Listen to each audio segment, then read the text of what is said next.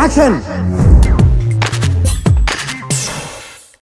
ఒళ్ళంతా బూడిద రాసుకోవడం, బట్టలు ధరించకుండా ఉండడం, పుర్రెలో ఆహారం తీసుకోవడం వంటి వింత ప్రవర్తనతో కనిపించే వాళ్ళను అఘోరా అని పిలుస్తారు. కాళీమాతకు సేవకులుగా లేదా భైరవుడి అవతారానికి భక్తులుగా అఘోరాలను పిలుస్తారు. అద్వైతిగా జీవించడం ద్వారా మోక్షం పొంది పునర్జన్మ పొందవచ్చని అఘోరాలు నమ్ముతారు. వీళ్ళు కేవలం శివరాత్రి, కుంభమేళా సమయాల్లో మాత్రమే పగటిపూట కనిపిస్తారు. అయితే అఘోరాలు పూజించే పూజలు, చేసే కొన్ని రహస్యాలయాలు ఉన్నాయి. అందులో ఒకటి కాళీమాత ఆలయం. గుప్తకాశీకి సమీపంలో ఈ ఆలయాన్ని నిర్మించారు. దేశమంతా తిరిగిన తర్వాత చాలామంది అఘోరీలు ఇక్కడికి వచ్చి సెటిల్ అవుతారు.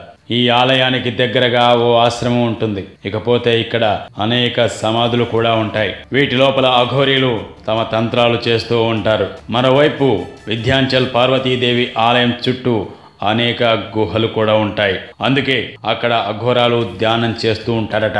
వెస్ట్ బెంగాల్లోని రాంపూర్ హాట్ అనే చిన్న దేవాలయం ఇది. ఈ ఆలయం గోడ చుట్టూ అంత్యక్రియలు జరుగుతూ ఉంటాయి.